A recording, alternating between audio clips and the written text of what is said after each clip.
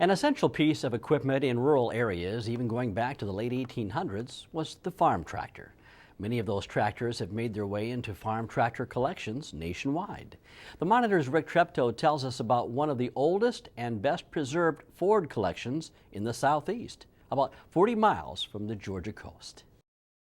The Trove Plantation near Hinesville in Liberty County has a total of 40 buildings. Some are well preserved and some are excellent reconstructions of a rural community in the 1800s.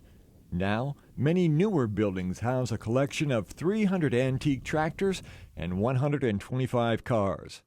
I have really, over the last, say, 10 years, really concentrated on Ford tractors. I have a large number of Ford tractors that are that represent just about everything that Ford built during their years of operation. In one of the many well-constructed buildings, he showed us this Ford 8N with the serial number 1.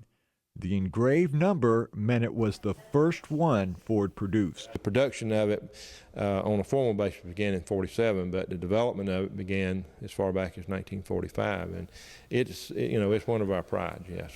Georgia Farm Bureau State President Zippy Duvall also stopped by during a day of doing other Farm Bureau business in the area. He was really like a kid at Christmas. Danny Norman also serves as the president of the Liberty County Farm Bureau. We learned of one really unique aspect of the collection. If you're going to have something, it needs to work. And if you're going to have like a cotton gin or a turpentine still, it needs to work. And I need to know how to operate it. I haven't brought in anything here, I haven't built anything and hadn't put anything in that I can't personally operate. Over the years, Danny has bought out 5 or 6 Ford tractor dealerships. It may not help him make the equipment run better, but this original service desk looks like he is ready to provide any tractor part. Nowadays, we take headlights for granted on our SUVs and our pickup trucks, but Ford didn't put a headlight on a tractor until 1939. My main endeavor here is not to accumulate, a resale operation. I like to accumulate. There are also 125 antique cars. Many are Smithsonian Museum quality. Mr. Duvall found this 1931 Model A. It was clear they don't make cars like these anymore. One of the other favorites was this 1910 International Auto Wagon. Danny said it was basically a wagon with a motor on it. I guess it just toted people, equipment, seed, and harvested goods. I asked him what it would sell for. Well, he said, "Have you priced a Mercedes lately?" And what we have here is a beautiful guy's car, a 1939 Ford pickup truck, in just about perfect condition. It was in such good condition and newer than some of the other ones. I thought I could afford it. If sold, $35,000 would have been about a fair price. It is an interesting place because we see all these Ford and Massey Ferguson tractors that's come from all over the country, and you can tell that Danny has a lot of pride in what he's put together here. The other buildings on the plantation certainly reminded us of long hours of farm labor and rural living. Danny's great-great-grandfather was from England.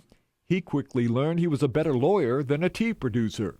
In 1970, Danny started a cane syrup operation. Then he put in 1.5 miles of track for a small railroad.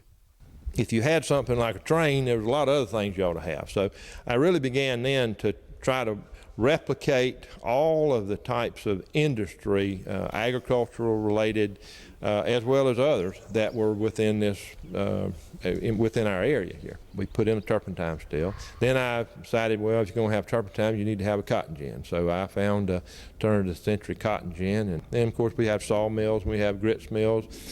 We can print a newspaper, a general store, which replicates what my grandfather had here. He opened a general store in 1905 here. Of course, had to have a church. I mean, if you're going to have a community, you got to have a church. So I built a church.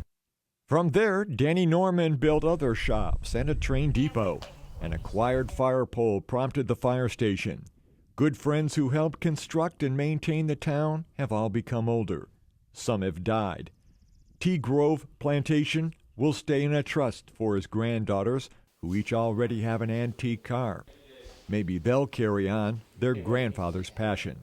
I've seen some of the older people come and they'd get out the car in the parking lot and they would almost, you know, it was real labor to get to the gate. And once they started hearing the sounds and seeing some of the things that went back to their younger days, their pace picked up and the smile came on their face. And, you know, it's worth, I think it's worth the effort when you can do that for somebody. I hope somebody do that for me when I get old.